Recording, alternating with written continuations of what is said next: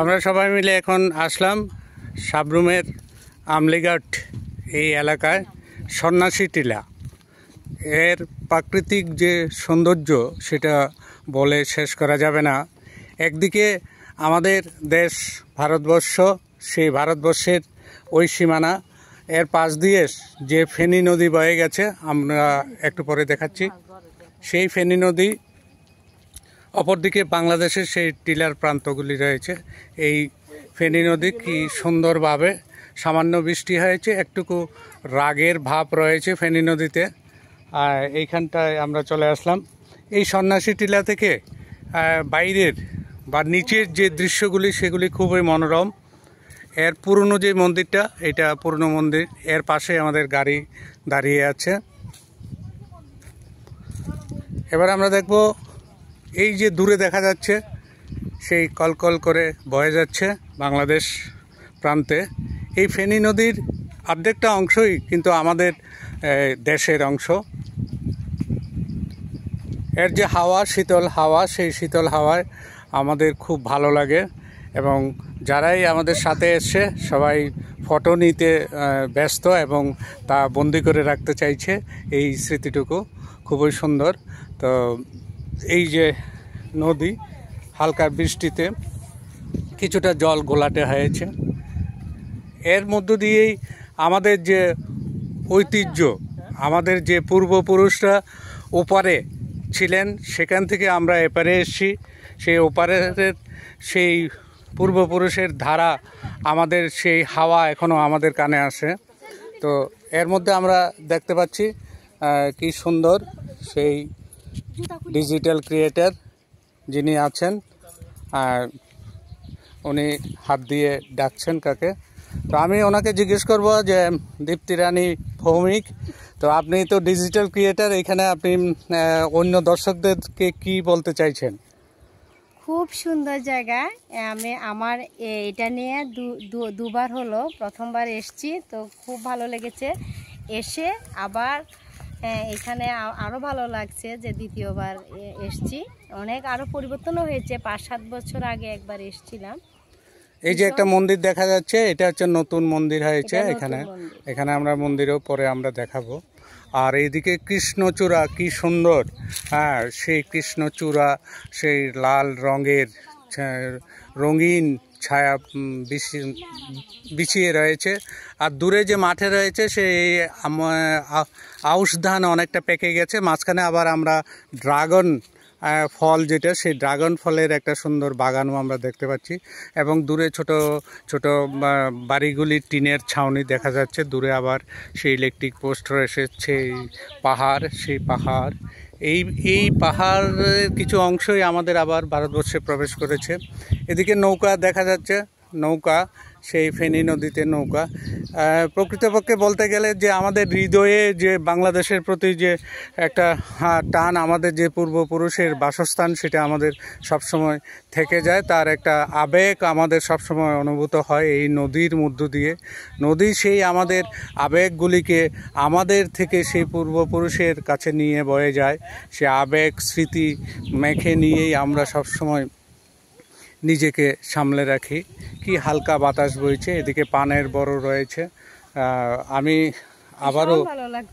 আবারও জিজ্ঞেস করবো, এত সুন্দর একটা জায়গা, যারা আসনি তারা আসতে পারো। যারা ত্রিপুরার বাইরে আমার বন্ধুরা আছো, তোমাদেরও বলছি, যদি ত্রিপুরাতে কোনোদিন আসো তাহলে সাউথ ত্রিপুরা জেলার যে শ্রীনগর সাবরুমের, সাবরুম, এটা সাবরুম সাব ডিভিশনের মধ্যেই পড়ে। এটা শ্রীনগর যাওয়ার আগে আমলিঘাট একটা জায়গা বলে, সে আমলিঘাট। এইখানের ঐতিহ্যের মধ্যে সে বাংলাদেশের সঙ্গে যে একটা সম্পর্ক, আগে যে একটা হার্দিক সম্পর্ক ছিল, সেই সম্পর্কের, আমাদের পূর্বপুরুষের সম্পর্কের সেই একটা বন্ধন এর মধ্যে থেকে যায়। তো বারণী ঘাটও রয়েছে সামনে, ওই জায়গাটার মধ্যে আমরা পরবর্তী সময় দেখাবো। এদিকে আকাশ কিছুটা ভারী হয়ে আসছে, যে হালকা হালকা মেঘের ছটা দেখা যাচ্ছে। দূর প্রান্তের দিকে তাকালে মনে হয় যে আকাশ ওই প্রান্তে গিয়ে কোনো একটা জায়গায় আমাদের পৃথিবীর সঙ্গে মিশে গেছে, একটা রেখা দূরের থেকে মনে হয়। আমি ক্যামেরা দিয়ে ধীরে ধীরে আপনাদেরকে দেখাচ্ছি কি সুন্দরভাবে। ওই যে দূরে ইলেকট্রিক পোস্টগুলি মনে হচ্ছে, এগুলি কিন্তু দূরে কিন্তু বাংলাদেশের। প্রান্তের, বাংলাদেশের প্রান্তের। আর এই দিকটা রয়েছে আমাদের ভারতবর্ষ, আমাদের যেটা গর্ব সের মধ্যে।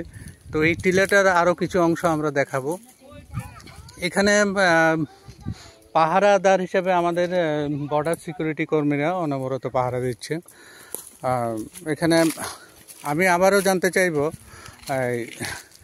যে এইখানে এই আসার মানসিকতা আপনার কিভাবে হলো? এটার নাম শোনার পর নাকি? এখানে কিন্তু আমাদের যারা কবি সাহিত্যিক লোকরা আছে ওনারা কিন্তু এখানে আসেন, ওনারা সেই সাহিত্য চর্চা করেন এইখানটার মধ্যে বসে, ওনাদের বিভিন্ন অনুষ্ঠানগুলি করেন, সম্মেলন করেন। এই জায়গাটার মধ্যে আমি দেখাবো, এই উপরের প্রান্তের মধ্যে সুন্দর করে। এদিকে মহকুমা শাসকও উদ্যোগ নিয়েছেন এই জায়গাটাকে আরও মানে পর্যটন কেন্দ্র হিসেবে গড়ে তোলার জন্য। তো আপনি এই জায়গাটার কিভাবে খোঁজ পেলেন? না, এখানে আমার আত্মীয়ের বাড়ি আছে, তো তাছাড়া আমি শুনেছি অনেক, আমি বিভিন্ন সোশ্যাল মিডিয়াতে দেখেছি, আমি নিজেও আর কয়েকবার এসেছি। তখন 5-7 বছর আগে যে এসেছিলাম এখন আর অনেক পরিবর্তন হয়েছে, আরও উন্নত হয়েছে মনে হচ্ছে।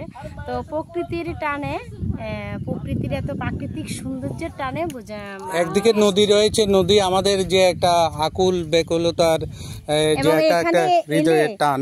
এখানে এলে এত দূর পর্যন্ত নদী আর কোথাও আমি খুঁজে পাইনি। আমার এটাই সবচেয়ে ভালো লেগেছে। উপর আমাদের যে পার্বত্য এলাকা, ত্রিপুরা পার্বত্য রাজ্য, সে পাহাড়ের ঢাল বেয়ে যে ফেনী নদীটা এখান দিয়ে কত দূর পর্যন্ত দেখলে বাংলাদেশ আর ভারতের যে এখানে সীমান্তটা দিয়ে যেভাবে নদীটা অনেক দূর পর্যন্ত, আমি আর কোথাও কোনো নদীকে এত সুন্দরভাবে আমি দেখিনি। এত সুন্দর একটা পরিবেশ। আমার একটা কথা বলতে ইচ্ছে করে যে হারিয়ে যাব আমি তোমার মাঝে, এই যে প্রকৃতির কোলে আমি যেন ডুবে নিজ সাজে।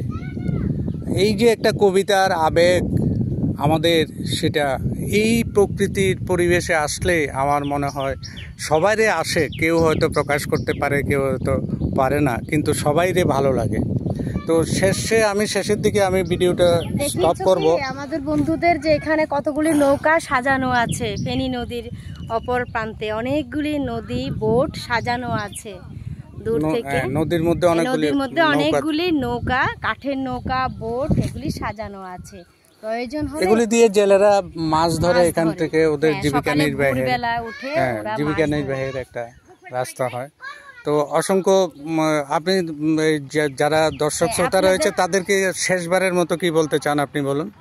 আমি বলতে চাই যে আমার বন্ধুরা তোমরা আসবে, এখানে ঘুরে যাবে।